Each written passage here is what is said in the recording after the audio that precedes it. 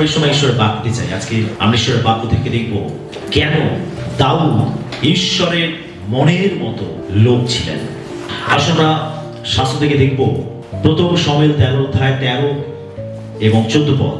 শমূয়েল শাউলকে কহিলেন, তুমি অজ্ঞানের কর্ম করিয়াছ, তোমার ঈশ্বর সদাপ্রভু তোমাকে যে আজ্ঞা দিয়াছে তাহা পালন করো নাই। করিলে সদাপ্রভু এখন ইসরায়েলের উপরে তোমার রাজত্ব চিরকাল স্থায়ী করিতেন, কিন্তু এখন তোমার রাজত্ব স্থির থাকিবে না। সদাপ্রভু আপন মনের মতো একজনের অন্বেষণ করিয়া তাহাকেই আপন প্রজাদের অধ্যক্ষ পদে নিযুক্ত করিয়াছেন। কেননা সদাপ্রভু তোমাকে যাহা আজ্ঞা করিয়াছিলেন তুমি তাহা পালন করো নাই। আমরা একটা অংশ দেখব নতুন নিয়ম, প্রেরিত পুস্তক 13 অধ্যায় 22 পদ। পরে তিনি তাহাকে সরাইয়া দিয়া তাহাদের রাজা হইবার জন্য দাউদকে উৎপন্ন করিলেন, যাহার পক্ষে তিনি সাক্ষ্য দিয়া বলিলেন, আমি যিশয়ের পুত্র দাউদকে পাইয়াছি, সে আমার মনের মতো লোক, সে আমার সমস্ত ইচ্ছা পালন করিবে। আমেন। আমরা এখানে দেখতে পাই ঈশ্বর তিনি শাউলকে ইসরায়েলের প্রথম রাজা করেছিলেন। ইসরায়েল জাতি যখন তারা রাজা চেয়েছিল, তারা যখন মিশর থেকে বেরিয়ে তারা কনান দেশের উদ্দেশ্যে রওনা দিয়েছিল, তারা বিভিন্ন দেশের সঙ্গে যুদ্ধ করতে করতে এগিয়ে যাচ্ছিল। আর তারা এই যাত্রাপথে দেখেছিল যে এক একটা দেশের এক একজন রাজা রয়েছে, সেই রাজা তাদেরকে নেতৃত্ব দিচ্ছে, তাদেরকে পরিচালনা দিচ্ছে। এইগুলো দেখে তাদেরও ইচ্ছা হলো যে তাদেরও একজন রাজার প্রয়োজন আছে। আর সেই জন্য তারা শমূয়েল ভাবতীর কাছে তারা যাচনা করলো যে আমরা একজন রাজাকে চাই। আর এই জন্য শমূয়েল ভাবতী অনেক শোক করেছিল যে তারা ঈশ্বরের পরিচর্যাকে, ঈশ্বরের পরিচালনাকে তারা অগ্রাহ্য করছে।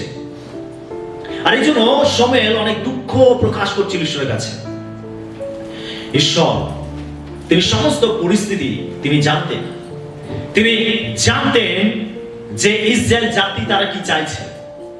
তিনি দেখেছিলেন তাদের ইচ্ছাকে, তাদের পরিকল্পনাকে তিনি বুঝেছিলেন। আর তিনি শমূয়েলের দুঃখ দেখেছিলেন। আর সেই জন্য ঈশ্বর শমূয়েলকে বললেন যে শমূয়েল, তুমি আর কতকাল শোক করবে? তুমি ওঠো, আর আমি একজনকে মনোনীত করে রেখেছি, আমি যাকে রাজা করব। আর আমরা দেখতে পাই যে ঈশ্বর তিনি শমূয়েলের মাধ্যমে তিনি শাউলকে বাছাই করলেন এবং শাউলকে তিনি রাজা রূপে অভিষেক করলেন। তার বাবার গাধা সে চড়া ছিল, সেই গাধা হারিয়ে গেছিল। সেই গাধা খুঁজতে খুঁজতে শমূয়েল ভাবতীর কাছে গিয়ে পৌঁছালো। ঈশ্বর তাকে আগে থেকেই জানিয়ে রেখেছিল যে একজন গাধা খুঁজতে খুঁজতে তোমার কাছে আসবে, আর আমি তাকে মনোনীত করে রেখেছি রাজা রূপে। আর ঈশ্বর তিনি যা কিছু পরিকল্পনা করেছিলেন সেই পরিকল্পনা অনুযায়ী শাউল তার হারিয়ে যাওয়া, তার বাবার হারিয়ে যাওয়া গাধাগুলো খুঁজতে খুঁজতে যখন রামাতে আসলো, যেখানে শমূয়েল ভাবতী বাস করতেন, আর সেইখানে এসে তিনি এই ভাবতীকে দেখবার জন্য তিনি আকাঙ্ক্ষিত হলেন, তিনি উৎসুক হলেন। আর তিনি শমূয়েল ভাবতীর সঙ্গে দেখা করলেন। আর ঈশ্বর তাকে বললেন, এই সেই ব্যক্তি যাকে আমি রাজা রূপে বেছে রেখেছি, তুমি একে মাথায় তেল ঢেলে অভিষেক করো। আর ঈশ্বরের কথা মতো শমূয়েল ভাবতী তিনি শাউলের মাথায় তেল ঢেলে তিনি তাকে অভিষেক করলেন। আর সেই সময় ঈশ্বরের শক্তি, ঈশ্বরের আত্মা তার উপরে নেমে আসলো। সে ভাবতীদের সঙ্গে ভাবুক্তি প্রচার করতে লাগলো এবং সে ভাবুক্তি করতে লাগলো। আর লোকেরা এটা অনুভব করলো যে তাহলে শাউল কি ভাববাদী গণের মধ্যে একজন। আমরা দেখতে পাই যে ঈশ্বর তিনি শাউলকে তিনি রাজা রূপে অভিষেক করলেন। আর শাউলই হলো ইসরায়েলের প্রথম রাজা। কিন্তু আমরা যখন প্রথম শমূয়েল 13 অধ্যায় 13 এবং 14 পদ পড়ি, আর আমরা সেখানে দেখতে পাই যে এই শাউল রাজা অবাধ্য হয়েছিল। আর এই অবাধ্য হওয়ার জন্য ঈশ্বর শমূয়েল ভাবতীর মাধ্যমে বললেন যে তুমি ঈশ্বরের অবাধ্য হয়েছো, আর সেই জন্য ঈশ্বর তোমাকে প্রত্যাখ্যান করেছেন। কিন্তু তোমার জায়গায় ঈশ্বর একজনকে মনোনীত করেছেন। ঈশ্বর তার মনের মতো একজনকে তিনি খুঁজে নেবেন এবং তাকে তোমার পদে রাজা রূপে অভিষেক করবেন। তোমার রাজ সিংহাসন চিরকাল স্থির থাকবে না। হালেলুয়া। প্রিয় বিশ্বাসী, আমরা দেখতে পাই যখন কেউ ঈশ্বরের অবাধ্য হয়, ঈশ্বর তাকে প্রত্যাখ্যান করেন। বা বলা যেতে পারে যে সেই ঈশ্বরের উপস্থিতি হারিয়ে ফেলে, বা সে ঈশ্বরের অনুগ্রহকে তার জীবন থেকে হারিয়ে ফেলে। তার সঙ্গে সঙ্গে ঈশ্বর তাকে বেছে নেয় যে ঈশ্বরের বাক্য মতো চলে। আমেন। যে ঈশ্বরকে সেবা করবে, যে সমস্ত অন্তঃকরণ দিয়ে ঈশ্বরকে খুঁজবে, ঈশ্বর তাকে বেছে নেবেন। ঈশ্বর তিনি শাউলকে প্রত্যাখ্যান করেছিলেন, যদিও তাকে রাজা রূপে বেঁচেছিলেন, তাকে অভিষেক করেছিলেন, কিন্তু তারপরে আমরা দেখতে পাই তার অবাধ্যতার জন্য ঈশ্বর তাকে পরিত্যাগ করেছিলেন। তার মানে যদি আমরা ঈশ্বরের বাক্যতে চলি, যদি আমরা ঈশ্বরকে খুশি রাখি, তবেই আমরা ঈশ্বরের উপস্থিতি, ঈশ্বরের সান্নিধ্য, ঈশ্বরের অনুগ্রহ আমরা আমাদের জীবনে লাভ করতে পারবো। কিন্তু যদি আমরা ঈশ্বরের বাক্যকে প্রত্যাখ্যান করি, যদি আমরা ঈশ্বরকে পরিত্যাগ করি, তাহলে ঈশ্বরও আমাদেরকে পরিত্যাগ করবেন। আমেন। আমরা এখানে দেখতে পাই যে শাউলের জায়গায় ঈশ্বর একজনকে বেঁচেছিলেন, একজনকে মনোনীত করেছিলেন, আর তিনি হলেন দাউদ। ঈশ্বর দাউদকে দেখেছিলেন। একদিকে ঈশ্বর শাউলকে প্রত্যাখ্যান করছেন, আর একদিকে ঈশ্বর দাউদকে বেছে নিচ্ছেন। ঈশ্বর বলছেন, আমি আমার মনের মতো লোককে পেয়েছি, আমি দাউদকে পেয়েছি, যিনি আমার মনের মতো লোক। হালেলুয়া। একটা সময় ছিল রাজা শাউল, ঈশ্বর তাকে বেঁচেছিলেন, ঈশ্বর তাকে মনোনীত করেছিলেন, এখন ঈশ্বর তাকে রিজেক্ট করছেন, তাকে বাতিল করছেন। ও আর পক্ষান্তরে আমরা দেখতে পাই ঈশ্বর আর একজনকে বেছে নিচ্ছেন, আর একজনকে তুলে নিচ্ছেন, আর তিনি হলেন দাউদ।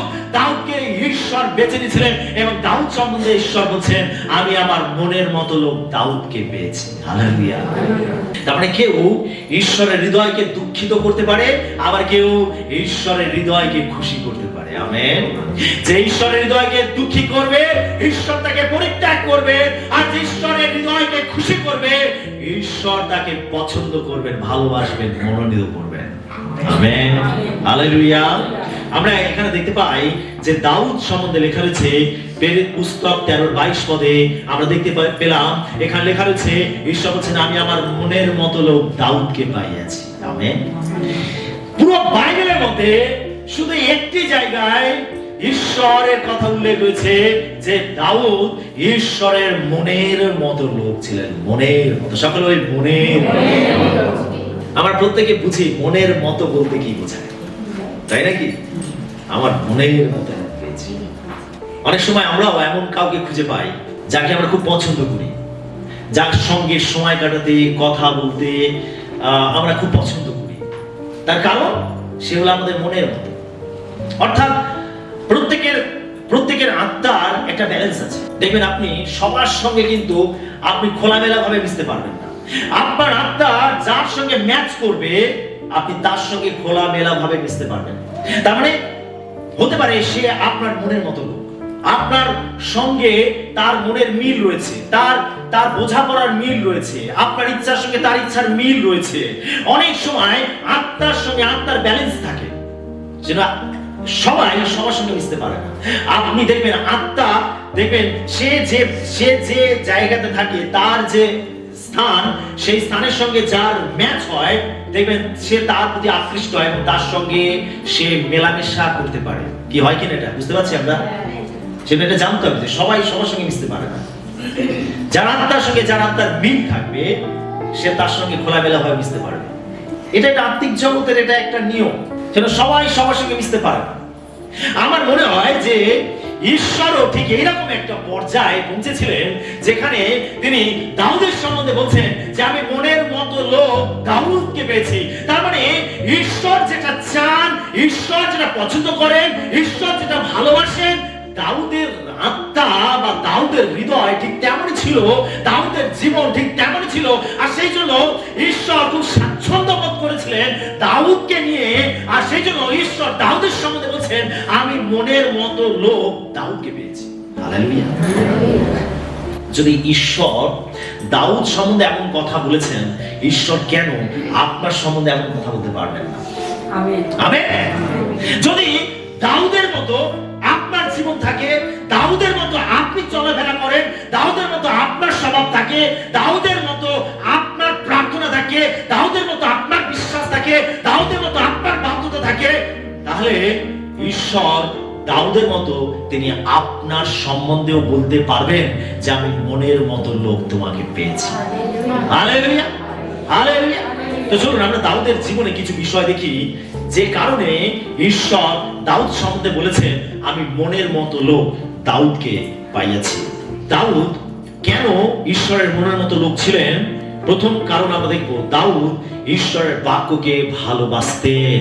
আমরা গীত সংহিতা 119-97 পদ দেখবো। আমি তোমার ব্যবস্থা কেমন ভালোবাসি, তাহা সমস্ত দিন আমার ধ্যানের বিষয়।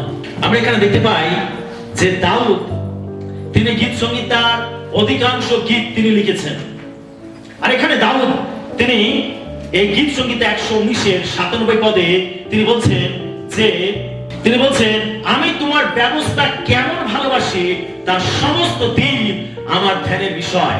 দাউদ যে কারণে ঈশ্বরের মনের মতো লোক হতে পেরেছিলেন তার প্রথম কারণ হলো যে তিনি ঈশ্বরের বাক্যকে অনেক অনেক অনেক বেশি ভালোবাসতেন। ঈশ্বরের বাক্যকে তিনি ভালোবাসতেন, আর সেজন্য তিনি বলছেন যে প্রত্যেক দিন আমার ধ্যানের বিষয়। ঈশ্বরের বাক্যকে তিনি ভালোবাসতেন, তিনি এতটা ভালোবাসতেন যে ঈশ্বরের বাক্য নিয়ে তিনি প্রত্যেক দিন ধ্যান করতেন। প্রত্যেক দিন ধ্যান করা বলতে বোঝায় ঈশ্বরের বাক্যকে নিয়ে চিন্তা করতেন, ঈশ্বরের বাক্যকে নিয়ে তিনি ভাবতেন, ঈশ্বরের বাক্যের সঙ্গে তিনি সময় কাটাতেন, তিনি ঈশ্বরের বাক্যকে অনেক বেশি ভালোবাসতেন। আর এটা ছিল দাউদের জীবনের একটা রহস্যময় বিষয়, যে কারণে তিনি ঈশ্বরের মনের ভেতরের লোক হতে পেরেছিলেন, ঈশ্বরের মনের মধ্যে থাকা ব্যক্তি হতে পেরেছিলেন দাউদ, কেননা তিনি ঈশ্বরের বাক্যকে ভালোবাসতেন। যদি আমরা ঈশ্বরের মনের মতো লোক হতে চাই তাহলে আমাকে আপনাকে প্রত্যেককে কি করতে হবে? ঈশ্বরের বাক্যকে ভালোবাসতে হবে, ঈশ্বরের বাক্যকে ভালোবাসতে হবে। আপনি যেটা ভালোবাসবেন অবশ্যই আপনি সেটার সঙ্গে সময় কাটাবেন, আপনি যেটা ভালোবাসবেন আপনি সেটা নিয়ে চিন্তা করবেন, ভাববেন, আপনি যেটা ভালোবাসবেন আপনি সেই মতো চলবেন। যদি আপনি ঈশ্বরের বাক্যকে ভালোবাসেন তাহলে ঈশ্বরের বাক্যের সঙ্গে সময় কাটাবেন। যদি আপনি ঈশ্বরের বাক্যকে ভালোবাসেন আপনি ঈশ্বরের বাক্যকে নিয়ে চিন্তা ভাবনা করবেন। আপনি ঈশ্বরের বাক্যকে ভালোবাসেন তাহলে আপনি ঈশ্বরের বাক্য মতো জীবন যাপন করবেন। আর যদি এটা করতে পারেন তাহলে দাউদের মতো আপনি প্রথম পদক্ষেপটা আপনি নিতে পারবেন। আমেন। তো এখানে আমরা দেখতে পাই যে ঈশ্বর তিনি দাউদের জন্য কেন বলেছিলেন যে আমি মনের মতো লোক দাউদকে পেয়েছি, তার কারণ দাউদ ঈশ্বরের বাক্যকে ভালোবাসতেন। আমরা আরেকটি পদ দেখি 119-47 পদ। আমি তোমার আজ্ঞাসমূহে আমল করিব, সে সকল আমি ভালোবাসি। আরেকটি পদ পড়ব 48। আমি তোমার আজ্ঞা সকলের কাছে অঞ্জলি উঠাইব, সে সকল আমি ভালোবাসি। আমি তোমার বিধিকলাপ ধ্যান করিব। দাউদ বারবার বলে চলেছে আমি তোমার ব্যবস্থা কেমন ভালোবাসি। দাউদ বারবার বলছে আমি তোমার বিধি সকল কেমন ভালোবাসি। দাউদ বারবার বলছে আমি তোমার আজ্ঞা সকল কেমন ভালোবাসি। দাউদ বারবার বলছে যে আমি তোমার বাক্যকে ভালোবাসি, আমি তোমার বাক্যকে ভালোবাসি, আমার প্রত্যেকটি ধ্যানের বিষয়। আমি তোমার বাক্য ছাড়া অন্যদিকে যাব না, আমি তোমার বাক্যতে আমোদ করি। হালেলুয়া। দেখবেন আপনি যেটা ভালোবাসেন আপনি সেটার সঙ্গে যখন সময় কাটাবেন আপনি তখন এনজয় করবেন, আপনি কখনো ক্লান্ত বোধ করবেন না। আমেন। আপনি ক্লান্ত বোধ করবেন না। আমরা যদি দাউদের মতো ব্যক্তি হতে চাই তাহলে ঈশ্বরের বাক্যের প্রতি আমাদের ভালোবাসা থাকতে হবে, ঈশ্বরের বাক্যকে আমাদেরকে ভালোবাসতে হবে। আপনি জেনে রাখুন যত প্রভু দিন আগিয়ে আসবে তারাই টিকে থাকবে যারা ঈশ্বরের বাক্যকে ভালোবাসবে, তারাই টিকে থাকবে যারা ঈশ্বরের বাক্যকে ভালোবাসবে, তারাই টিকে থাকবে যারা ঈশ্বরের বাক্য মতো চলবে, তারাই টিকে থাকবে যারা ঈশ্বরের বাক্যকে ধ্যান করবে, ঈশ্বরের বাক্য মতো জীবন যাপন করবে, তারাই টিকে থাকবে শেষ দিন পর্যন্ত। তার কারণ পৃথিবীর মধ্যে ভয়াবহ পরিণতি, ভয়াবহ অবস্থা আসতে চলেছে। আমরা দিন প্রতিদিন দেখতে পাচ্ছি যে একের পর এক পরিবর্তন আসছে। আপনি যেটা এখন পৃথিবী যেদিকে আগিয়ে চলেছে অনেক কিছু পরিবর্তন হতে চলেছে, অনেক কিছু। জেনে রাখুন ঈশ্বরের বাক্য থেকে আমরা এই ধারণা লাভ করতে পারি বা এটা আমরা বুঝতে পারি যে পৃথিবীর মধ্যে অনেক কিছু ওলটপালট হতে চলেছে, অনেক কিছু পরিবর্তন হতে চলেছে। আমরা যত সামনের দিকে এগিয়ে যাব আমরা অনেক কিছু পরিবর্তন হতে দেখব। আর যত পরিবর্তন হবে, যত নতুন নতুন বিষয়গুলো আসবে, আপনি দেখবেন যে অনেকেই বিভ্রান্ত হবে, অনেকে বিশ্বাস থেকে হারিয়ে যাবে। কিন্তু তারাই টিকে থাকবে, তারাই বেঁচে থাকবে, তারাই প্রভুর সঙ্গে সাক্ষাৎ করবে যারা প্রভুর বাক্যকে ভালোবাসবে। সেই জন্য একজন বিশ্বাস হিসাবে, একজন ঈশ্বরের সন্তান হিসাবে আপনাকে সব থেকে বেশি যেটা ভালোবাসতে হবে আসলে হচ্ছে ঈশ্বরের বাক্য। যদি যারা ঈশ্বরের বাক্যকে ভালোবাসবে না, তারা পড়ে যাবে, তারা বিশ্বাস থেকে হারিয়ে যাবে, তারা প্রভুর সঙ্গে সাক্ষাৎ করতে পারবে না, তারা দ্বিতীয় আগমনে অংশীদার হতে পারবে না। যারা ঈশ্বরের বাক্যকে ভালোবাসবে না, যেটা আপনি যদি প্রভুর সঙ্গে সাক্ষাৎ করতে চান, তাহলে অবশ্যই আপনাকে ঈশ্বরের বাক্যকে ভালোবাসতে হবে। যে ঈশ্বরের বাক্যতে ডুব দিন, ঈশ্বরের বাক্যতে লেগে থাকুন, ঈশ্বরের বাক্যকে ভালোবাসুন। দাউদের মতো, দাউদ তিনি যেভাবে বলছেন, আমি তোমার বাক্যকে কেমন ভালোবাসি, আমি তোমার আজ্ঞা সকল কেমন ভালোবাসি, আমি তোমার ব্যবস্থাকে কেমন ভালোবাসি, আমি তোমার বাক্যকে কেমন ভালোবাসি।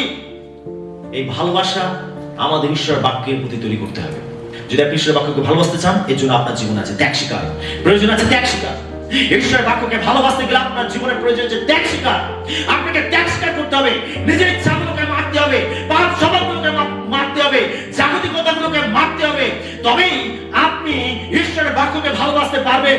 আর যত আপনি ঈশ্বরের বাক্যকে ভালোবাসবেন, এই বাক্য তত বেশি আপনাকে রূপান্তরিত করবে, এই বাক্য তত বেশি আপনাকে পরিবর্তন করবে, এই বাক্য তত বেশি আপনাকে উঁচুতে তুলে ধরবে, এই বাক্য তত ঈশ্বরের হৃদয়ের দিকে পরিচালিত করবে যত আপনি ঈশ্বরের বাক্যকে ভালোবাসবেন। আমেন। এটা আপনাকে ভাঙবে, চূর্ণ করবে, আপনাকে গড়ে তুলবে, ঈশ্বরের মনের মতো করে গড়ে তুলবে। সেটা ঈশ্বরের বাক্যকে ভালোবাসুন। সকলে বলি আমেন। আমেন। কেন দাউদ ঈশ্বরের বাক্যকে এত ভালোবাসতেন? তার কারণ কি? তার কারণ দাউদ তিনি এটা জানতেন যে ঈশ্বরের বাক্যই তাকে সমস্ত পাপ থেকে রক্ষা করে। আমরা গীত 119:11 পদটি পড়ি। তোমার বচন আমি হৃদয়ের মধ্যে সঞ্চয় করিয়াছি, যেন তোমার বিরুদ্ধে পাপ না করি। দাউদ এই কারণে ঈশ্বরের বাক্যকে এত বেশি ভালোবাসতেন, তার কারণ দাউদ এটা জানতে পেরেছিলেন যেটা তাকে পাপ থেকে রক্ষা করতে পারে, আর সেটা হচ্ছে ঈশ্বরের বাক্য। ঈশ্বরের বাক্য যদি আপনার হৃদয়ে থাকে, এই বাক্যই আপনাকে পাপ থেকে রক্ষা করবে। দাউদকে পাপ থেকে যেটা রক্ষা করতো, আর সেটা হচ্ছে ঈশ্বরের বাক্য। হালেলুয়া। আমরা যখন গীত সঙ্গীতে 51 পাঠ করি, আমরা সেখানে দেখতে পাই যে তার পাপের জন্য অনুতাপ করেছে। কি তাই তো? অনুতাপের গীত, দাউদের অনুতাপের গীত। কেন? এর আগে দাউদ এই অভিজ্ঞতা লাভ করেছে। হয়তো সেই সময় সেই ঈশ্বরের বাক্য থেকে দূরে সরে গেছিল। গীত সংহিতা 51 এবং গীত সংহিতা 119 মধ্যে অনেকটা সংখ্যার পার্থক্য রয়েছে, এবং আমরা বুঝতে পারি এটা সময়েরও ব্যবধান রয়েছে। তার মানে সেটা অতীতের ঘটনা। দাউদ তার অতীত থেকে শিখেছে, তার অতীতে ঘটে যাওয়া ঘটনা থেকে সে শিখেছে, অভিজ্ঞতা লাভ করেছে। বিশ্বাসী, আপনার জীবনে আপনি সর্বদাই অভিজ্ঞতা লাভ করে থাকেন। আপনি কিছু শেখেন আপনার জীবনে। যখন একটা ঘটনা ঘটে, তখন আপনি সেই সমস্ত ঘটনার মধ্যে থেকে আপনি শেখেন, আপনি জ্ঞান অর্জন করেন।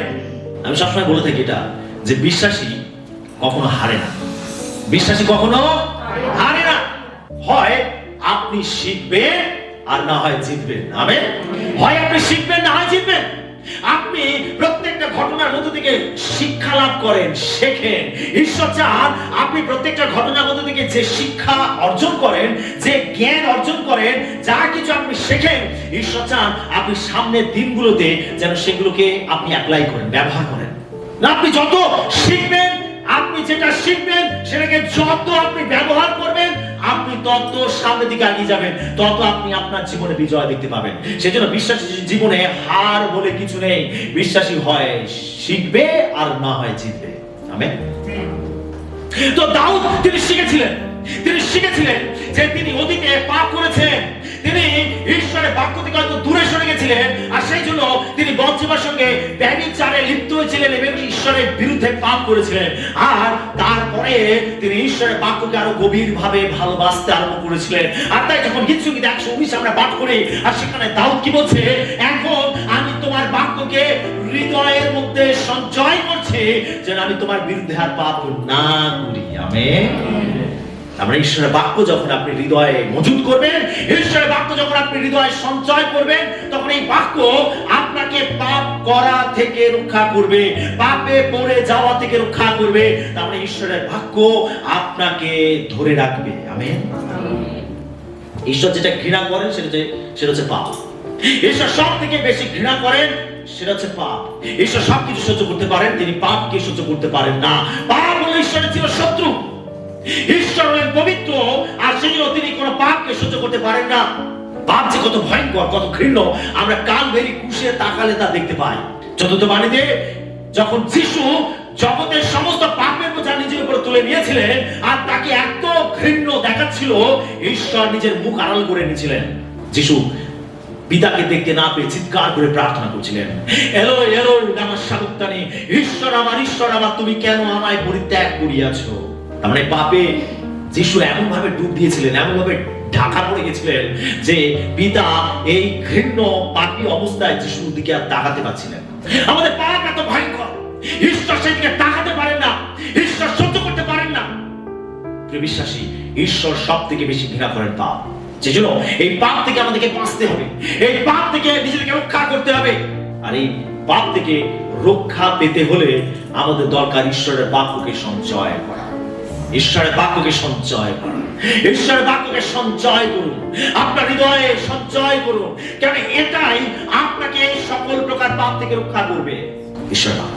Hallelujah, hallelujah. আর কি দাউদ এটা জানতো যে ঈশ্বরের বাক্য তাকে কষ্টের মধ্যে পুনর্জীবিত করে। আমরা গীতসংগীত 119-এর 50 পদটি দেখি। দুঃখের সময়ে ইহাই আমার সান্ত্বনা, তোমার বচন আমাকে সঞ্জীবিত করিয়াছে। কি বলছে? দুঃখের সময় ইহাই আমার সান্ত্বনা, তোমার বচন আমাকে সঞ্জীবিত করিয়াছে। হালেলুয়া। মানে কষ্টের সময় ঈশ্বরের বাক্যই আমাদেরকে সান্ত্বনা দিয়ে থাকে। হালেলুয়া। কে সান্ত্বনা দেয় আপনাকে? ঈশ্বরের বাক্য। যেটা যখন আপনি কষ্টের মধ্যে পড়েন, আপনি যখন পরীক্ষার মধ্যে পড়েন, আপনি যখন সমস্যার মধ্যে পড়েন, তখন আপনাকে সব থেকে বেশি যেটা করা উচিত তা সেটা হচ্ছে ঈশ্বরের বাক্য পাঠ করা উচিত, ঈশ্বরের বাক্যের কাছে আসা উচিত। কারণ আপনি যখন দুঃখ, কষ্ট, ব্যথা, সমস্যার মধ্যে থেকে যান, যেটা আপনাকে সব থেকে বেশি সান্ত্বনা দিয়ে থাকে সেটা হচ্ছে ঈশ্বরের বাক্য। যেটা আপনাকে সঞ্জীবিত রাখে সেটা হচ্ছে ঈশ্বরের বাক্য। কিন্তু আমরা বহু বিশ্বাসী আছি, আমরা ঠিক উল্টোটা করি। আমরা যখন দুঃখ, ব্যথা, কষ্টের মধ্যে পড়ি, তখন আমরা ঈশ্বরের বাক্য থেকে দূরে চলে যাই, আমরা ঈশ্বরের কাছ থেকে দূরে চলে যাই। আমরা তখন নিজেরা নিজেদের সলিউশন চেষ্টা করি, আমরা নিজেরা নিজেদের সমাধান চেষ্টা করি। কিন্তু একজন বিশ্বাস হিসাবে, একজন ঈশ্বরের সন্তান হিসাবে আমাদের আগে ঈশ্বরের কাছে আসা উচিত, আমাদের আগে ঈশ্বরের বাক্যের কাছে আসা উচিত। যখন আপনি দুঃখ, ব্যথা, কষ্ট, সমস্যার মধ্যে পড়ে আপনি ঈশ্বরের বাক্যের কাছে আসবেন, ঈশ্বরের বাক্য পাঠ করবেন, ধ্যান করবেন, ঈশ্বরের বাক্যের সঙ্গে সময় কাটাবেন, এই বাক্য আপনাকে সান্ত্বনা দেবে, এই বাক্য আপনার সঙ্গে কথা বলবে। হালেলুয়া। আপনার আত্মাকে সঞ্জীবিত করবে। কেন দুঃখ, কষ্ট আমাদেরকে এমনভাবে আঘাত করে যে আমরা হতাশ হয়ে যাই, নিরাশ হয়ে যাই, ভেঙে যাই। এই সময় আমাদের দরকার আত্মিক সঞ্জীবনী, আমাদের দরকার আত্মিক ভাবে আমাদেরকে সঞ্জীবিত হওয়া প্রয়োজন আছে, আমাদের আত্মিক ভাবে উজ্জীবিত হওয়া প্রয়োজন আছে। আর এটা তখনই সম্ভব যখন আমরা এই রকম পরিস্থিতিতে ঈশ্বরের বাক্যের কাছে আসবো। হালেলুয়া। আপনি যখন দুঃখ, ব্যথা, কষ্ট, সমস্যার মধ্যে পড়েন, তখন আপনাকে দাউদের মতো ঈশ্বরের বাক্যের কাছে আসতে হবে। ঈশ্বর থেকে পালিয়ে গিয়ে কোন সলিউশন হবে না, ঈশ্বরের বাক্য থেকে পালিয়ে গিয়ে কোন সমাধান হবে না। আপনি যখন দুঃখ, কষ্ট, ব্যথার মধ্যে পড়বেন, আপনি এটা চিন্তা করবেন না, এটা ভাববেন না ঈশ্বর আমাকে ভুলে গেছে, ঈশ্বর আমার প্রার্থনা শুনছেন না, ঈশ্বর আমাকে দেখছেন না। আর সেই জন্য আজকে আমার জীবনে এত বড় সমস্যা, আমার জীবনে এত বড় আঘাত, আমার জীবনে এত কষ্ট। যদি ঈশ্বর থাকতো তাহলে নিশ্চয় আমাকে দেখতো, যদি ঈশ্বর থাকতো নিশ্চয় আমার প্রার্থনাগুলো শুনতো। বিশ্বাসী, আমরা ঠিক উল্টোটা করি। কিন্তু দাউদ কি করছেন আমরা দেখি। কেন দাউদ ঈশ্বরের মনের মতো লোক হতে পেরেছিলেন? তার কারণ দাউদ যখন দুঃখ, কষ্ট, ব্যথা, সমস্যার মধ্যে থেকে যেতেন, তখন তিনি ঈশ্বরের বাক্যকে ধ্যান করতেন, ঈশ্বরের বাক্যকে ভালোবাসতেন। হালেলুয়া। ঈশ্বরের বাক্যকে ভালোবাসতে হবে। কেন আমরা ঈশ্বরের বাক্যকে ভালোবাসবো? তার কারণ ঈশ্বরের বাক্য আমাদের পাপ থেকে রক্ষা করে। তার কারণ ঈশ্বরের বাক্য কষ্টের সময় আমাদেরকে সান্ত্বনা দেয়, ঈশ্বরের বাক্য আমাদেরকে সঞ্জীবিত করে। দুঃখ, কষ্ট, সমস্যার সময় মানুষ কি করে? ভেঙে যায়, হতাশ হয়ে যায়, মলিন হয়ে থাকে, চিন্তায় বিভোর হয়ে থাকে। কিন্তু যদি আপনি ঈশ্বরের বাক্যকে ভালোবাসেন, আপনি দুঃখ, কষ্ট, সমস্যার মধ্যে ঠিক তেমনই থাকবেন, তেমনই ভাবে কথাবার্তা বলবেন, তেমনই ভাবে চলাফেরা করবেন, তেমনই ভাবে হাসি খুশি ভাবে থাকবেন। যখন আপনার জীবনে কোনো বাধা, সমস্যা থাকে না, তখন ঠিক যেমন থাকে, আপনি ঈশ্বরের বাক্যের কাছে আসেন দুঃখ, কষ্ট, ব্যথায়, তাহলে আপনি তখনও ঠিক একই রকম থাকবেন। হালেলুয়া। তারপরে দুঃখ, ব্যথা, কষ্ট, সমস্যা আপনার জীবনে আসবে, কিন্তু আপনাকে নিরাশ করতে পারবে না, হতাশ করতে পারবে না, আপনি সর্বদাই আত্মাতে সঞ্জীবিত থাকবেন। হালেলুয়া। সেজন্য আমাদের দরকার দুঃখ কষ্ট ব্যথার সময় ঈশ্বরের বাক্যের কাছে আসা। Hallelujah, hallelujah. আর কি, ঈশ্বরের বাক্য দাউদকে মানসিকভাবে শান্তি দিত।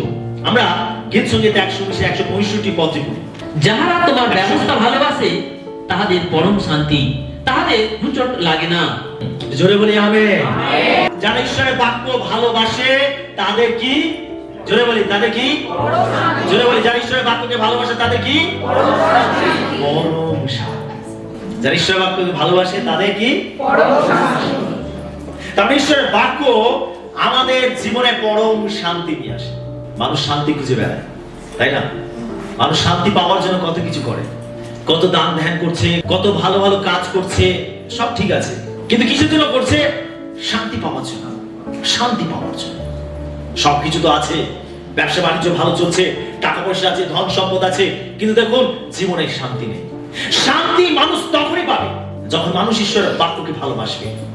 দাউদের জীবনে শান্তি ছিল, তার কারণ আমরা এখানে দেখতে পাই যে দাউদ তিনি বলছেন যে যারা তোমার ব্যবস্থা ভালোবাসে তাদের পরম শান্তি, তাদের উচট লাগে না। তার মানে ঈশ্বরের বাক্য আমাদের মানসিক ভাবে শান্তি প্রদান করে। আপনি সব সময় একেবারে শান্ত স্বভাবের মানুষ থাকতে পারবেন। শান্তি যেখানে থাকবে সেখানেই তো আপনি শান্তভাবে থাকবেন। যেখানে হতাশা নিরাশা থাকবে, যেখানে উদ্বিগ্নতা থাকবে, দেখবেন সেখানে মানুষ অস্থির ভাবে জীবনযাপন করবে।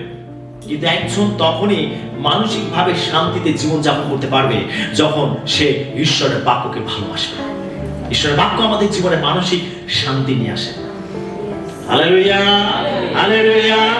সেটা ঈশ্বরের বাক্যকে আমাদের ভালোবাসতে হবে। দাউদ তিনি এই জন্য ঈশ্বরের বাক্যকে ভালোবাসতেন, তার কারণ দাউদ এটা জানতে পেরেছিলেন যে ঈশ্বরের বাক্য তাকে পাপ থেকে রক্ষা করে, ঈশ্বরের বাক্য তাকে কষ্টের মধ্যে তাকে পুনর্জীবিত করে, তাকে সান্ত্বনা দান করে, এবং ঈশ্বরের বাক্য তাকে মানসিক ভাবে শান্তি প্রদান করে থাকে। আমেন। আর সেজন্য দাউদ ঈশ্বরের বাক্যকে ভালোবাসতেন। দ্বিতীয় পয়েন্ট আমরা দেখব, দাউদ প্রার্থনা করতে ভালোবাসতেন। গীত সংগীত 116 1 এবং 2 পদ আমরা পাঠ করি। আমি সদাপ্রভুকে প্রেম করি, কারণ তিনি শুনেন আমার রব ও আমার বিনতি। তিনি আমার প্রতি কর্ণপাত করিয়াছেন, তজ্জন্য আমি যাবজ্জীবন তাহাকে ডাকিব। দাউদ তিনি প্রার্থনা করতে ভালোবাসতেন। তিনি বলছেন আমি সদাপ্রভুকে প্রেম করি, কারণ তিনি শুনেন আমার রব ও আমার বিনতি। তিনি প্রার্থনা করতে ভালোবাসতেন। দাউদের জীবন ছিল প্রার্থনাশীল জীবন, দাউদের জীবন ছিল আরাধনাশীল জীবন। আমরা পুরো বাইবেলে আমরা দাউদকেই দেখতে পাই যিনি ঈশ্বরের জন্য সবথেকে বেশি গান করতেন, সবথেকে বেশি আরাধনা করতেন। তিনি ঈশ্বরের সম্মুখে নাচতেন, তিনি ঈশ্বরের প্রশংসা করতেন। তিনি এমন একজন ব্যক্তি ছিলেন যিনি একজন আরাধনাকারী ছিলেন, এবং তিনি ঈশ্বরের বাক্যকে সবথেকে বেশি ভালোবাসতেন। এবং আমরা দেখতে পাই যে দাউদ তিনি প্রার্থনা করতে ভালোবাসতেন। তিনি বলছেন যে আমি তোমাকে প্রেম করি, কেননা তুমি আমার প্রার্থনা শুনে থাকো। দাউদ প্রার্থনা করতে ভালোবাসতেন। প্রিয় বিশ্বাসী, আমরা কি প্রার্থনা করতে ভালোবাসি? দাউদের মতো আমরা কি প্রার্থনা করতে ভালোবাসি? Amen, hallelujah. আমরা নিজেকে প্রশ্ন করি, আমি কি প্রার্থনা করতে ভালোবাসি? আমার প্রার্থনাশীল জীবন কি দাউদের মতো? দাউদ তিনি প্রার্থনা করতে ভালোবাসতেন। আমি কি প্রার্থনা করতে ভালোবাসি? আমি কি প্রার্থনায় সময় কাটাতে ভালোবাসি? আমি কি প্রার্থনা করা পছন্দ করি? আমি কি প্রার্থনার সময় অতিবাহিত করি? আমরা নিজেকে প্রশ্ন করি। দাউদ তিনি এমনি এমনি ঈশ্বরের মনের মতো লোক হননি। তিনি ঈশ্বরের জন্য ত্যাগ স্বীকার করতেন। প্রার্থনা হলো একটি ত্যাগ। আপনি যদি ত্যাগ স্বীকার করতে না পারেন, আপনি ঈশ্বরের মনের মতো লোক হতে পারবেন না। যদি আপনি ত্যাগ স্বীকার করতে না পারেন, আপনি প্রার্থনাশীল জীবন ধরে রাখতে পারবেন না। এটা হলো একটি ত্যাগ। প্রার্থনা হলো একটি ত্যাগ।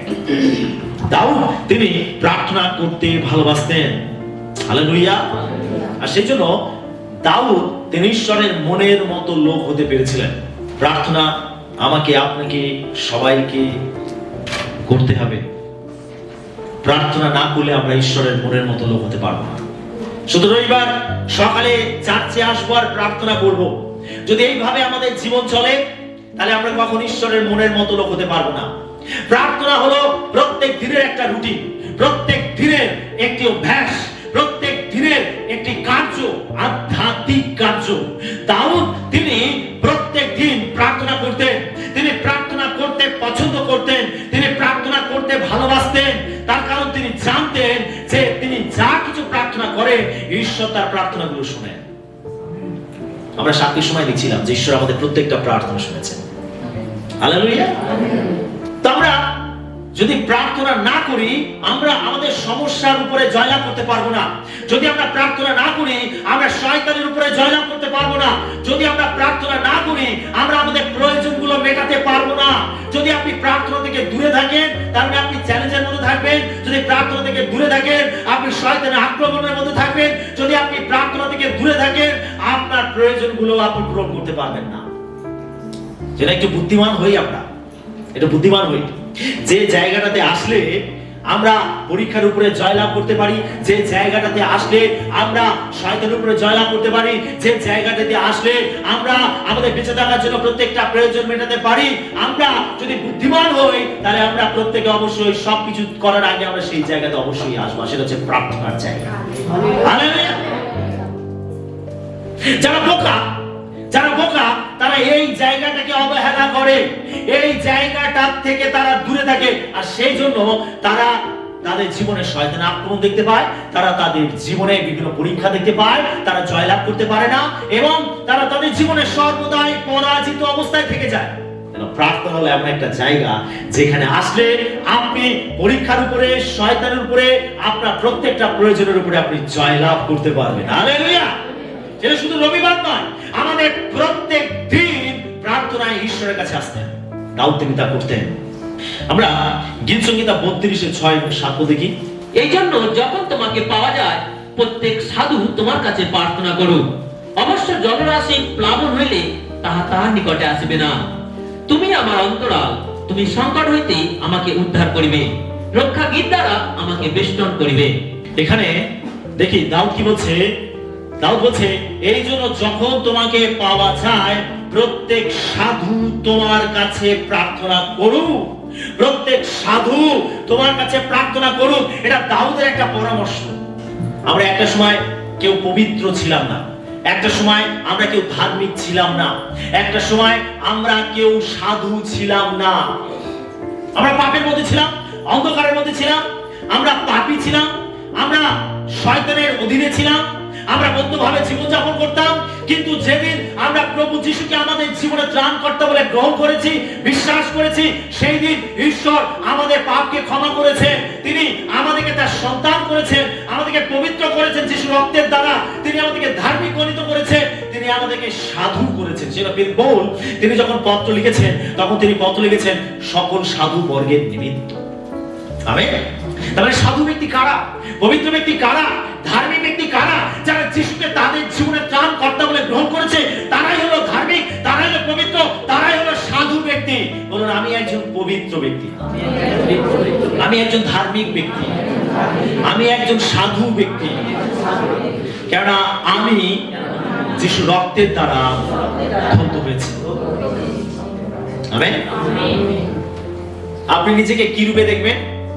একজন সাধু ব্যক্তি। আপনি নিজেকে কি রূপে দেখবেন? একজন ধার্মিক ব্যক্তি রূপে। আপনি নিজেকে কি রূপে দেখবেন? একজন পবিত্র ব্যক্তি রূপে। আপনার জীবনে যা কিছু ছিল ঈশ্বর সেগুলোকে অতীত করে দিয়েছেন। 2 করিন্থীয় তার 5:17 মধ্যে লেখা আছে, ফলত যদি কেউ খ্রিস্টে থাকে তবে সে নতুন সৃষ্টি হইল, পুরাতন বিষয়গুলি অতীত হইয়াছে, দেখো সেগুলি নতুন হইয়া উঠিয়াছে। হালেলুয়া। এগুলো আপনার অতীত হয়ে গেছে, আপনার পাপ অতীত হয়ে গেছে, আপনার অধার্মিকতা অতীত হয়ে গেছে, আপনার মন্দ জীবন অতীত হয়ে গেছে, আপনার পুরাতন আদম অতীত হয়ে গেছে। তারপরে আপনি খ্রিস্টকে বিশ্বাসে গ্রহণ করেছেন, আপনি খ্রিস্টতে নতুন সৃষ্টি হয়েছেন। হালেলুয়া। ঈশ্বর আপনাকে ধার্মিক রূপে দেখেন, ঈশ্বর আপনাকে পবিত্র রূপে দেখেন, ঈশ্বর আপনাকে তার সন্তান রূপে দেখেন। আর এখানে যদি সেই অনুযায়ী আমরা এখানে দাউদের পরামর্শ দেখি, দাউদ বলছে এই জন্য যখন তোমাকে পাওয়া যায় প্রত্যেক সাধু তোমার কাছে প্রার্থনা করবে। হালেলুয়া। তো আমরা যদি প্রত্যেকে সাধু ব্যক্তি হয়েছি যিশুকে গ্রহণ করার মাধ্যমে, শুনতে একটু বেশ ভালোই লাগছে, তাই না? আমরা কথায় কথায় ও উনি একেবারে সাধু মানুষ। যদি আপনার সম্বন্ধে কেউ বলে ও উনি একজন সাধু মানুষ, হ্যাঁ আপনি সাধু মানুষ। হালেলুয়া। তারপর আপনি যিশুকে বিশ্বাস করার মাধ্যমে আপনি সাধু ব্যক্তি হয়েছেন। আপনার পাপ আবর্জনা প্রভু ধুয়ে মুছে পরিষ্কার করে দিয়েছে। তিনি আপনার মলিন বস্ত্র খুলে তিনি পরিত্রাণের বস্ত্র আপনাকে পরিয়েছেন। আপনি আত্মিকভাবে যে সাজ সজ্জা পরে রয়েছেন সেটা জগতের মানুষ দেখতে পাচ্ছে না, এটা আত্মিক জগৎ দেখতে পায়। তারপর আপনি খ্রিস্টকে আপনার জীবনে পরিধান করেছেন। আপনি সাধু ব্যক্তি, ঈশ্বর আপনাকে সাধু রূপে দেখেন। সেটা ভাই হচ্ছে ধার্মিকের বিনতি কার্য সাধনের মহাশক্তি যুক্ত। আপনি ধার্মিক ব্যক্তি, আপনার প্রার্থনায় ক্ষমতা আছে, আপনার প্রার্থনায় শক্তি আছে। আপনি যখন প্রার্থনা করেন সেখানে অলৌকিক কাজ ঘটে, তার কারণ আপনি একজন সাধু ব্যক্তি, ধার্মিক ব্যক্তি। আর ঈশ্বর ধার্মিকের প্রার্থনা শোনে এবং তিনি আশ্চর্য কাজ করে থাকেন। হালেলুয়া। আপনার প্রার্থনায় ক্ষমতা আছে। বলুন আমার প্রার্থনায় ক্ষমতা আছে। হালেলুয়া। আপনি প্রার্থনা করবেন দাউদের মতো প্রার্থনা করবেন। হালেলুয়া। তো আমরা এখানে দেখতে পাই দাউদের পরামর্শ, যখন তোমাকে পাওয়া যায় প্রত্যেক সাধু তোমার কাছে প্রার্থনা করুক। এটা হচ্ছে দাউদের পরামর্শ, যেন প্রত্যেকটা সাধু ব্যক্তি প্রার্থনা করে ঠিক দাউদের মতো। দাউদ তিনি তার জীবনে প্রার্থনা করেছেন, তিনি প্রার্থনার উত্তর পেয়েছেন। এখন তিনি পরামর্শ দিচ্ছেন যে প্রত্যেক সাধু ব্যক্তি প্রার্থনা করুক। যেন আপনাকে প্রার্থনা করতে হবে। যদি আপনি ঈশ্বরের মনের মতো লোক হতে চান তাহলে আপনাকে দাউদের মতো প্রার্থনা করতে হবে। আমেন। 3 নম্বর পয়েন্ট আমরা দেখব, দাউদ ঈশ্বরের প্রশংসা করতে ভালোবাসতেন। আমরা গীত সংগীত 119 এর 164 পদ দেখব। আমি দিনে 7 বার তোমার স্তব করি তোমার ধর্মময় শাসন কলাপের জন্য। দাউদ কি বলছে? আমি দিনে কতবার? জোরে বলি কতবার? 7 বার দাউদ তিনি বলছেন আমি তোমার স্তব করি। দিনে 7 বার আমি তোমার স্তব করি। বিশ্বাসীরা সপ্তাহে একদিন স্তব করার জন্য মণ্ডলীতে আসতে পারে না, কি তাই তো? বিশ্বাসীরা সপ্তাহে একদিন রবিবার ঈশ্বরের মন্দিরে স্তব করার জন্য আসতে পারে না। আর দাউদ দিনে 7 বার ঈশ্বরের কাছে আসতো স্তব করার জন্য, ঈশ্বরের প্রশংসা করার জন্য। 7 বার। আমরা দেখতে পাই যে দাউদ তিনি একজন রাজা ছিলেন, কি তাই তো? দাউদ ইসরায়েলের দ্বিতীয় রাজা। দাউদ একজন রাজা ছিলেন, আর একজন রাজা রূপে তার কত দায়িত্ব থাকে, তার কত কাজ থাকে, তার কত ব্যস্ততার জীবন, কত কিছু দেখতে হয় তাকে। এর মধ্যেও দাউদ 7 বার ঈশ্বরের কাছে আসতেন। প্রিয় বিশ্বাসী, অজুহাত দেবার জায়গা বাইবেল আমাদেরকে দেয়নি। আমেন। বাইবেল আমাদের অজুহাত দেবার জায়গা দেয়নি, কোনো ছুট দেয়নি। ঠিক আছে তুমি ব্যস্ত আছো, ঠিক আছে তুমি বছরে একবার ঈশ্বরের কাছে আসলে হবে। তুমি ব্যস্ত আছো মাসে একবার ঈশ্বরের কাছে আসলে হবে। তুমি ব্যস্ত আছো আর কখনো সকল ঈশ্বরের কাছে আসলে হবে। বাইবেল আমাদেরকে অজুহাত দেবার জায়গা দেয়নি। দাউদ যদি রাজা হয়ে তিনি 7 বার ঈশ্বরের কাছে আসতে পারতেন, এত ব্যস্ততার মধ্যে থেকে, এত দায়িত্ব পালন করার মধ্যে থেকেও তিনি যদি 7 বার ঈশ্বরের কাছে আসতে পারতেন, তাহলে আমরা কেন পারি না? আমরা কোন সে রাজা? হে, আমরা কেউ রাজা ওদের সামলাচ্ছি না? অত দায়িত্ব আমাদের নেই। তো দাউদ যদি রাজা হয়ে অত দায়িত্ব, কাজ, কর্তব্য পালন করে তিনি যদি 7 বার ঈশ্বরের কাছে আসতে পারতেন স্তব করার জন্য, তার প্রশংসা করার জন্য, আপনি কেন পারবো না? কেন দাউদ পারতেন? তার কারণ দাউদ ভালোবাসতেন। আপনি যেটা ভালোবাসেন আপনি সেটা করার জন্য পাগল হয়ে থাকেন। সেটা আমাদের ভালোবাসতে হবে। ঈশ্বরের প্রশংসা করা, ঈশ্বরের স্তব করাকে ভালোবাসতে হবে। Hallelujah, hallelujah. যেটা আমাদের উপাসনার মধ্যে একটা বিশেষ সময় থাকে ঈশ্বরের প্রশংসা করা, ঈশ্বরের সামনে দাঁড়িয়ে তার প্রশংসা করা। আপনি জেনে রাখুন, ঈশ্বর এটা ভালোবাসেন। আপনি তার সম্মুখে দাঁড়াবেন, তার স্তব করবেন, তার প্রশংসা করবেন, এটা ঈশ্বর পছন্দ করেন। ঈশ্বর খোঁজেন সেই ব্যক্তিকে যে সত্যি আত্মায় তার ভজনা করে। ঈশ্বর এরকম ব্যক্তিকে খুঁজে বেড়াচ্ছেন। সেজন্য আপনি সব সময় চেষ্টা করবেন ঈশ্বরের সামনে দাঁড়িয়ে তার স্তব করে তার প্রশংসা করা। মণ্ডলীর মধ্যে এসে এবং আপনার ব্যক্তিগত জীবনে আপনি ঈশ্বরের সামনে দাঁড়িয়ে তার প্রশংসা করবেন। হালেলুয়া। আপনি প্রার্থনা করার আগে আপনি আপনি তার প্রশংসা করুন, তার আরাধনা করুন, তার স্তব করুন। যখন আপনি প্রশংসা আরাধনা করে যদি ঈশ্বরের সামনে দাঁড়াবেন, ঈশ্বর আকর্ষিত হয়ে আপনার কাছে আসবেন, আর তারপরে আপনার সুযোগ তার সঙ্গে কথা বলার। হালেলুয়া। আপনি যার সঙ্গে কথা বলবেন আগে তার সামনে তাকে তো আসতে হবে সামনে, কি তাই কিনা? না তো কি আপনি হাওয়ার সঙ্গে বাতাসের সঙ্গে কথা বলবেন? আমি একটু সেইভাবে কল্পনা করি। যদিও ঈশ্বর সর্বত্র বিরাজমান, কিন্তু তার সত্ত্বে কিছু আধ্যাত্মিক উপাসনার কিছু প্রসেস রয়েছে, আমেন, যেগুলো আমাদের ফলো করা উচিত। যদি ঈশ্বর প্রশংসা এবং আরাধনার প্রতি আকর্ষিত হয়ে আসে, তাহলে আগে আমাদের প্রার্থনা করার আগে তার প্রশংসা, তার আরাধনা করা উচিত। আর যখন আমরা এটা করব, তখন ঈশ্বর আকর্ষিত হয়ে আমাদের কাছে আসবেন, আর তখনই আমাদের সুযোগ আমাদের আর্জিগুলো তাকে জানানো। আমেন। সেজন্য আমাদের দাউদের মতো ঈশ্বরের স্তব করতে হবে, প্রশংসা করতে হবে, ভালোবাসতে হবে ঈশ্বরের প্রশংসা করা। আমরা ভালোবাসি ঈশ্বরের প্রশংসা করতে। Hallelujah, hallelujah. ঈশ্বর যেমন একজন প্রার্থনাশীল ব্যক্তিকে পছন্দ করেন, তেমন ঈশ্বর একজন আরাধনাকারীকেও পছন্দ করেন। আমেন। এগুলো হচ্ছে আধ্যাত্মিক জীবনের কিছু প্রক্রিয়া, কিছু প্রসেস, যেগুলো আমাদেরকে মেনটেন করতে হবে। সেটা প্রার্থনা করার আগে ঈশ্বরের প্রশংসা করুন, ঈশ্বরের স্তব করুন। যদি আমরা প্রত্যেকদিন প্রার্থনা করছি, তাহলে আমরা প্রার্থনা করার আগে আমরা প্রত্যেকদিন আগে ঈশ্বরের স্তব করব, ঈশ্বরের প্রশংসা করব। আপনি একটা দুটো গান করুন, আপনি মুখ খুলে তার প্রশংসা করুন, তার আরাধনা করুন, তারপরে আপনি আস্তে আস্তে প্রার্থনার মধ্যে যান। দেখবেন আপনি ঈশ্বরের উপস্থিতিতে ভরে গেছেন। আপনি দেখবেন প্রার্থনার মধ্যে ঈশ্বরের সান্নিধ্য লাভ করছেন। আপনি দেখবেন যে আপনি প্রত্যেকটা প্রার্থনার ফল দেখতে পাচ্ছেন আপনার জীবনে। আপনার প্রার্থনার সময়টা বোরিং হবে না, আপনি প্রার্থনা করার সময় ক্লান্ত হবেন না। তার কারণ প্রার্থনার মধ্যে উৎসাহ থাকবে, প্রার্থনার মধ্যে জীবন থাকবে, প্রার্থনার মধ্যে ঈশ্বরের উপস্থিতি থাকবে। যেন প্রার্থনা শুরু করার আগে আপনি ঈশ্বরের স্তব করুন, ঈশ্বরের প্রশংসা করুন। দাউদ এই জন্য ঈশ্বরের মনের মতো লোক হয়েছিলেন, তার কারণ দাউদ ঈশ্বরের প্রশংসা করতেন, ঈশ্বরের স্তব করতেন। কতবার? 7 বার। আপনি কি একবার করতে পারবেন না?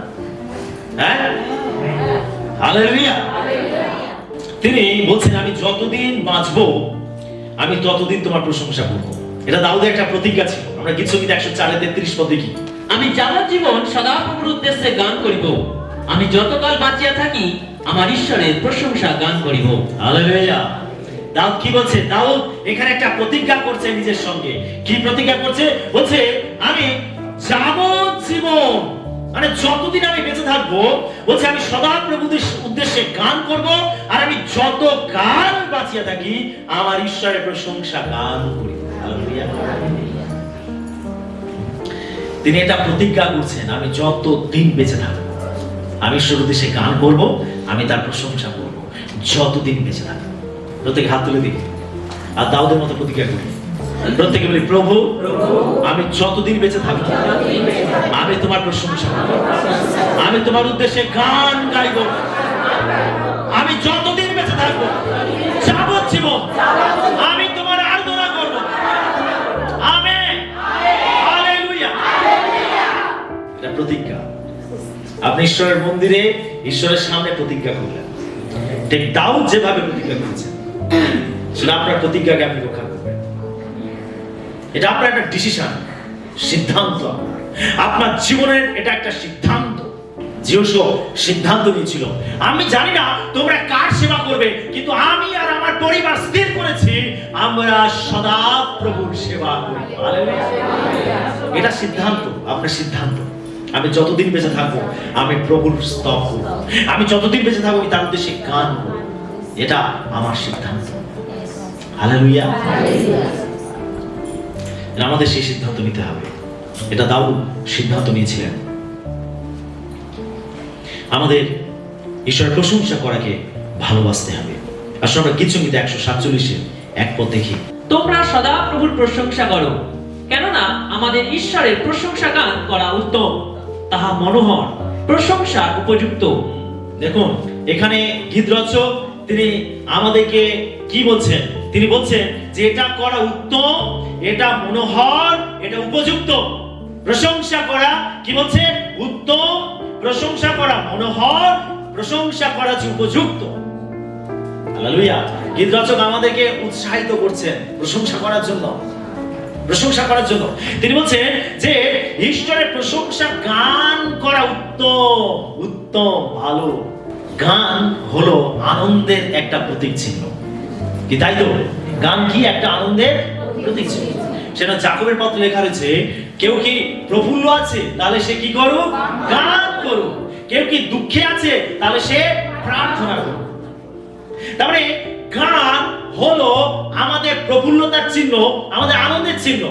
আর ঈশ্বরের লোকেরা সর্বদাই আনন্দে থাকবে, এটা ঈশ্বর চান। আপনি দুঃখের মধ্যেও গান করবেন আর আনন্দের মধ্যেও তো করবেন। এটা গান হলো আনন্দের প্রতীক চিহ্ন। তাই আমাদের প্রত্যেককে গান করতে হবে, গান করতে হবে। এটা কি বলছে?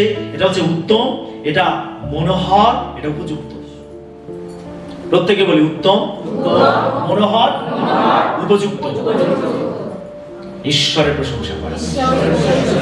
হালেলুয়া। এই উত্তম বিষয়টি আপনি মনোনীত করুন, এই মনোহর বিষয়টিকে আপনি মনোনীত করুন, এই উপযুক্ত বিষয়টিকে আপনি মনোনীত করুন। ঈশ্বরের প্রশংসা করেন। সময় পেলে কাজ করতে করতে গান করুন, রাস্তায় হাঁটতে হাঁটতে গান করুন। লোকেরা আপনাদেরকে ঘুরে তাকাবে, ভাববে আপনি পাগল। ভাবতে দিন, কি যায় আসে? লোকে আমায় পাগল বলুক, তাতে কি যায় আসে? কেন যিশুর প্রেমে আমি পাগল হয়েছি। হালেলুয়া।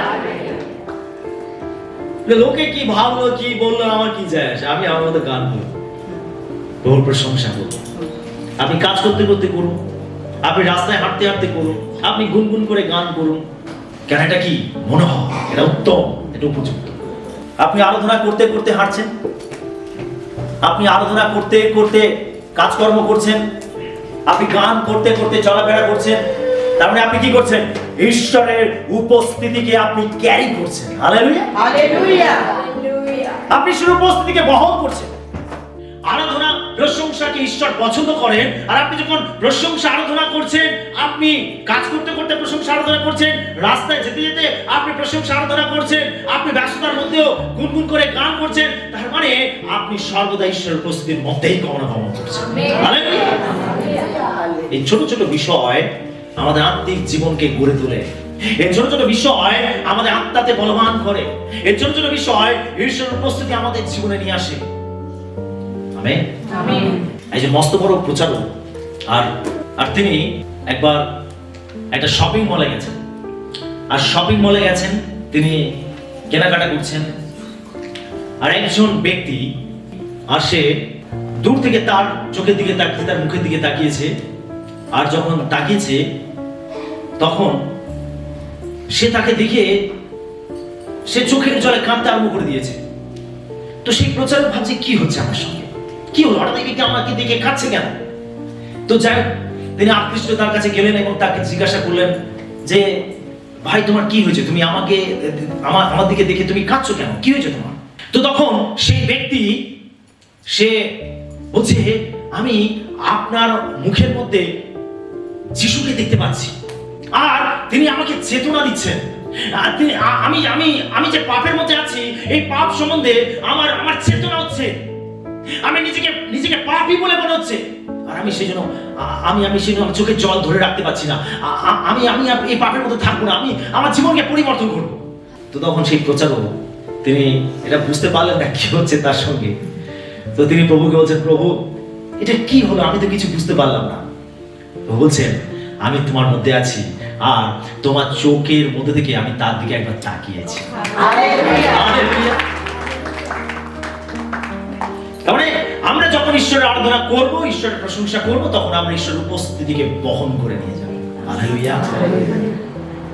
আর এটা অন্যের জীবনকে পরিবর্তন।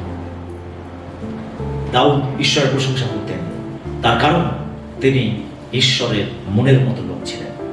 Amen, hallelujah. আর কি, দাউদ ভাইদের মধ্যে একতা পছন্দ করতেন। আমরা গীত সংগীত 133 1 দেখি। দেখো, ইহা কেমন উত্তম ও কেমন মনোহর যে ভ্রাতারা একসঙ্গে ঐক্যে বাস করে। আমরা এখানে দেখতে পাই দাউদের লেখা গীত, আর তিনি বলছেন এটা কেমন উত্তম এবং কেন মনোহর যে ভ্রাতারা ঐক্যে বাস করে। তার মানে দাউদ ঐক্য পছন্দ করতেন, দাউদ চাইতেন যে সবাই একসঙ্গে থাকুক, একত্রে থাকুক। অনেক সময় আমরা নিজেদের মধ্যে দলাদলি করি, আমরা একে অন্যের সঙ্গে বিভেদ তৈরি করি, আমরা একে অন্যকে পছন্দ করি না, আমরা অনেক বিশ্বাসী রয়েছে, আমরা গোলযোগ করি, আমরা একসঙ্গে থাকতে চাই না, আমরা একসঙ্গে মিলেমিশে চলতে চাই না। অনেক সময় আমরা পার্থক্য তৈরি করি, অনেক সময় আমরা একে অন্যকে ঘৃণা করি, আমরা একে অন্যকে তুচ্ছ তাচ্ছিল্য করি, আমরা একে অন্যকে পরিত্যাগ করি, আমরা একে অন্যের সঙ্গ নিতে চাই না। যে একটু দুর্বল অনেক সময় আমরা তাকে ঘৃণা করি। কিন্তু যখন আমরা মণ্ডলীর মধ্যে থাকি তখন এই চিন্তা ভাবনা কখনোই বাইবেল ভিত্তিক নয়। যদি আপনি নিজেকে সবল মনে করছেন, যদি আপনি নিজেকে আত্মাতে বলবান মনে করছেন, তাহলে আপনার উচিত যে দুর্বল তাকে বহন করা। আমেন, তাকে বহন করা। অনেক সময় আমরা একে অন্যের দোষ ধরতে আরম্ভ করি, আমরা একে অন্যের ভুল ধরতে আরম্ভ করি, কিন্তু বাইবেল আমাদের এটা বলে না। বাইবেল কি বলে? প্রথমে তোমার চোখ থেকে কড়ি কাঠটা বের করে দাও, তারপর তুমি অন্যের চোখ থেকে কুটাটাকে বের করতে পারবে। অনেক সময় আমাদের চোখেতে কড়ি কাঠ থাকে আর আমরা অন্যের চোখে সামান্য কুটাটাকে পরিষ্কার করতে যাই। যিশু বলছেন প্রথমে তুমি নিজেকে পরিষ্কার করো। যখন তুমি অন্যের ভুল ধরছো, তাহলে তুমি আগে নিজেকে দেখো তোমার জীবনে কি ভুল আছে, তোমার জীবনে যে কড়িকাঠ আছে, তুমি আগে কেন সেটা পরিষ্কার করছো না, আগে কেন সেটা দেখছো না, আগে সেটাকে সরাও, তারপর তুমি পরিষ্কার দেখতে পাবে, তখনই তুমি অন্যের চোখ থেকে ওই ছোট কুটাটাকে বের করতে পারবে। ছোট কুটা বের করতে গেলে চোখের দৃষ্টিটা প্রখর হতে হবে, তাই নয় কি? ছোট জিনিস দেখতে গেলে চোখের জ্যোতি তীক্ষ্ণ হতে হবে। আর যার চোখে কড়িকাঠ রয়েছে, তার মানে সে তো দেখতেই পাচ্ছে না, সে ছোট জিনিসটাকে বের করবে কি করে? হালেলুয়া। আমাদের আত্মিক জীবনে ওই তীক্ষ্ণ আত্মিক দৃষ্টি তখনই আসবে যখন আমরা আগে আমাদের চোখের কড়িকাঠটাকে বের করব। তখনই আমরা ছোট কুটাটাকে সহজে বের করতে পারবো। হালেলুয়া। সে অন্যের দোষ ধরার আগে নিজেকে দেখা উচিত। আমাদের ঐক্যে থাকতে হবে, ঐক্যে একসঙ্গে থাকতে হবে, একতাই বল, একতাই একসঙ্গে থাকতে হবে। যদি কেউ মনে করছে আমি আত্মাতে খুব বলবান, আমি খুব পরিপাটি, আমি খুব পরিপক্ক, তাহলে তাকে দুর্বলকে বহন করতে হবে। সে ঘৃণা করতে পারবে না, তাকে তুচ্ছ তাচ্ছিল্য করতে পারবে না। Amen, hallelujah. ঐক্যে আমাদেরকে থাকতে হবে। দাউদ ঐক্যে থাকতেন, ঐক্য থাকাকে পছন্দ করতেন। Hallelujah, hallelujah. সেই জন্য দাউদ ঈশ্বরের মনের মতো লোক হতে পেরেছিলেন। যদি আপনি ঐক্যে না থাকতে চান, আপনি ঈশ্বরের মনের মতো লোক হতে পারবেন না। আপনি যতই ভালো প্রচার করুন, যতই ভালো প্রার্থনা করুন, যতই আপনি ভালো আরাধনা করুন, যদি আপনি ঐক্যে না থাকেন, সবাইকে নিয়ে চলতে না পারেন, তাহলে আপনি কখনো ঈশ্বরের মনের মতো লোক হতে পারবেন না। আপনি অলরেডি নিজেকে আলাদা করে ফেলেছেন। তো আপনি যখন আলাদা করে ফেলেছেন, ঈশ্বর আপনাকে আলাদাই রেখে দেবেন। আমাদের ঐক্যে থাকতে হবে। শুনছি সকলে আমেন, হালেলুয়া, হালেলুয়া। আমাদের ঐক্যে থাকতে হবে, ঐক্যে। দাউদ এই জন্য ঈশ্বরের মনের মতো লোক হতে পেরেছিলেন, তার কারণ তিনি ঐক্যে বাস করতেন। আর কি, দাউদ মিথ্যাকে ঘৃণা করতেন। আমরা গীত সঙ্গীত 119-104 পড়ি। তোমার নির্দেশমালা দ্বারা আমার বুদ্ধি লাভ হয়, তাই আমি সমুদয় মিথ্যা পথ ঘৃণা করি। দাউদ মিথ্যাকে পছন্দ করতেন না, দাউদ মিথ্যাকে ঘৃণা করতেন। প্রিয় বিশ্বাসী, যারা মিথ্যাকে ভালোবাসবে তারা ঈশ্বরের মনের মতো লোক হতে পারবে না। মিথ্যাকে আমরা কখনো ভালোবাসতে পারি না, মিথ্যার সঙ্গে আমাদের কখনো বন্ধুত্ব হতে পারে না, আমরা মিথ্যাকে কখনো আমাদের জীবনে প্রশ্রয় দিতে পারি না। মিথ্যাকে সর্বদাই ত্যাগ করা উচিত। দাউদ মিথ্যাকে ঘৃণা করতেন, আর সেই জন্য দাউদ ঈশ্বরের মনের মতো লোক হতে পেরেছিলেন। যদি আমি ঈশ্বরের মনের মতো লোক হতে চাই, তাহলে আমাদের একইভাবে মিথ্যাকে ঘৃণা করতে হবে। যেটা মিথ্যা সেটাকে পরিত্যাগ করুন। কোন মিথ্যাকে প্রশ্রয় দেবেন না, কোন মিথ্যাকে নিয়ে আপনি চলবেন না। মিথ্যাকে ছেড়ে ফেলুন আপনার জীবন থেকে। ঈশ্বর পছন্দ করেন না মিথ্যাকে। ঈশ্বর, বাইবেল বলছে ঈশ্বর মনুষ্য নন যে তিনি মিথ্যা কহিবেন। তিনি মিথ্যা কথা বলেন না, তিনি মিথ্যাকে পছন্দ করেন না। মিথ্যা কোথা থেকে আসে? শয়তানের কাছ থেকে। সে মিথ্যা মিথ্যাবাদীদের জনক। যিশু বলছে সে মিথ্যাবাদী, শয়তান বলছে সে মিথ্যাবাদী এবং সে মিথ্যাবাদীদের জনক। অর্থাৎ প্রত্যেকটা মিথ্যার উৎপত্তি হয় শয়তানের মধ্য থেকে, ঈশ্বরের মধ্য থেকে নয়। যদি আমরা ঈশ্বরের মনের মতো লোক হতে চাই, তাহলে আমাদের সর্বদাই সত্যে চলতে হবে। হালেলুয়া। তো প্রিয় বিশ্বাসী, দাউদ তিনি ঈশ্বরের মনের মতো লোক হয়েছিলেন। আমরা কি চাই ঈশ্বরের মনের মতো লোক হতে? আমরা চাই ঈশ্বরের মনের মতো লোক হতে। যদি দাউদ পেরেছেন, আমি আপনি পারি। দাউদ যেভাবে চলেছেন, যদি আমরা সেইভাবে চলি, দাউদ যেভাবে জীবন যাপন করেছেন, আমরা যদি সেইভাবে জীবন যাপন করি, তাহলে দাউদের মতো আমরা ঈশ্বরের মনের মতো লোক হতে পারবো। হালেলুয়া। যখন আপনি ঈশ্বরের মনের মতো লোক হবেন, তখন ঈশ্বর আপনাকে আরো আরো ব্যবহার করবেন। আমেন। আমরা প্রত্যেকে দাউদের মতো হব, ঈশ্বরের মনের মতো লোক হব। আর এটা হওয়ার জন্য আমাদেরকে কি কি করতে হবে? আমরা কি দেখলাম? 1 নম্বর বিষয়, ঈশ্বরের বাক্যকে ভালোবাসতে হবে। 2 নম্বর, দাউদের মতো প্রার্থনা করতে হবে। 3 নম্বর, দাউদের মতো ঈশ্বরের প্রশংসা করতে হবে। এবং 4 নম্বর, ভাইদের মধ্যে একতায় বাস করতে হবে বা একতায় থাকাকে পছন্দ করতে হবে। এবং 5 নম্বর, মিথ্যাকে ঘৃণা করতে হবে। যদি আমরা এই 5টি বিষয়কে মান্যতা দেই আমাদের জীবনে, তাহলে অবশ্যই দাউদের মতো আমরাও ঈশ্বরের মনের মতো লোক হতে পারবো। আমেন। ঈশ্বর তার বাক্যে আমাদের সবাইকে আশীর্বাদ করুন।